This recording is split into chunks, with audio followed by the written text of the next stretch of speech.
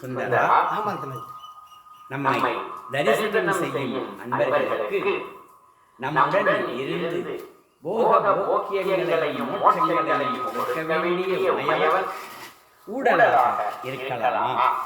எனவே நீ போய் ஊடல் தீர்த்து சமாதானம் செய்து அழைத்து வா உமையவனை என் அருகே என்று பணிக்கின்றார்.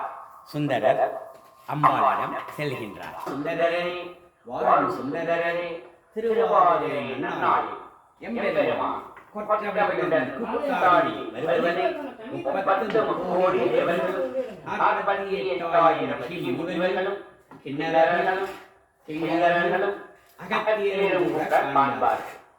அப்படி இருக்கும் பொழுது வாசனாதிரவியங்களும் சுந்தர நிலையில் இருக்க சுடுகாட்டு சாம்பலை பூசியிருக்கின்றார் ஈசன்.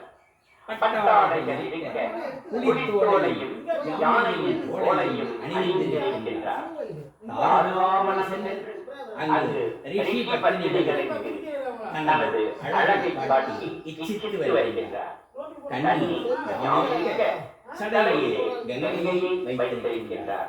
இது கொற்றவையுடன் தாண்டவம் புரிகின்றார். எனவே கோபமாக வந்து கதவை தாளிட்டதாக சொல்லுங்கள் என்கின்றார்.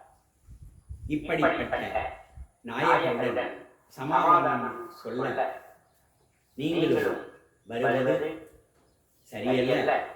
ஆனால் நீங்களும் பெரியவர்தான், அவரும் பெரியவர்தான். ஆனால் இது போன்ற தகாத செயல்கள் உங்களுக்கு ஏற்றவையாக இருக்கலாம். ஆனால் என்னிடம் இது செல்லாது. அவரை இந்த சதியும் வெல்லாது. எனது உள்ளம் பொல்லாது. நீரும் இங்கே நில்லாது. யாரொன்றும் சொல்லாது. போய்விடு என சின்னந்து போய்கிறார்.